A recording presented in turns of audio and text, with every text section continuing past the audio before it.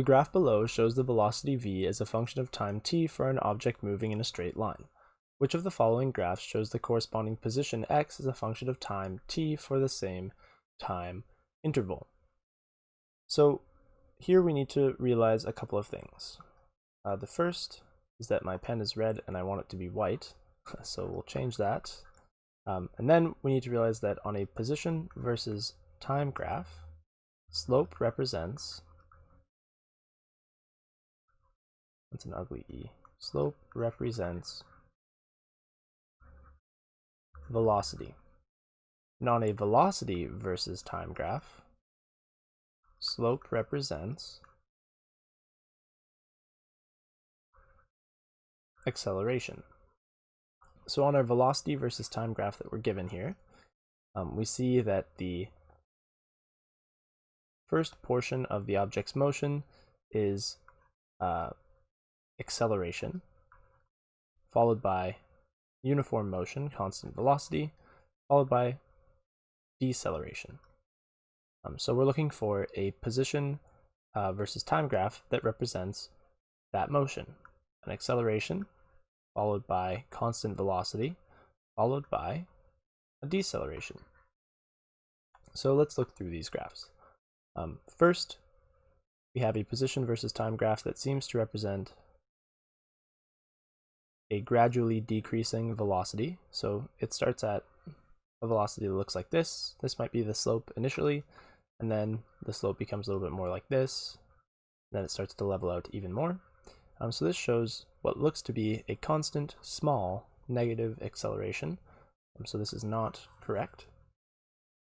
Next, we have an object that seems to be starting with a very low, maybe even zero velocity. So far so good. That's what we have in our velocity versus time graph. And then as time goes by, that velocity increases bit by bit. Then it holds constant for a little while, so this slope is constant, indicating constant velocity, before that velocity starts to decrease yet again over here. So it's like this, and then that slope is decreasing as time goes by. So that actually is pretty much exactly what the velocity versus time graph is representing. So this, so far, is our best choice. Next, we have an object that starts with a somewhat high initial velocity that slows down a bit until it reaches a constant velocity, and then that velocity increases until the end. So that's kind of the opposite of what we have in this velocity time graph. So this is not right. Then down here in the bottom left, we have an object that starts with a high initial velocity. Right away we can disqualify that, since on our velocity time graph we start with a zero velocity. So this is not right. And then here it looks like we start with a zero initial velocity. So far so good.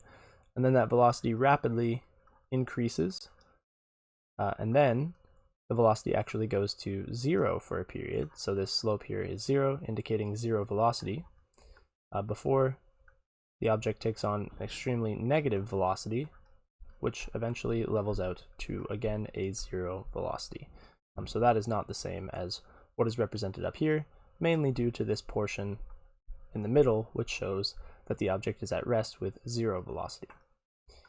So the best choice is this graph that I have circled in red.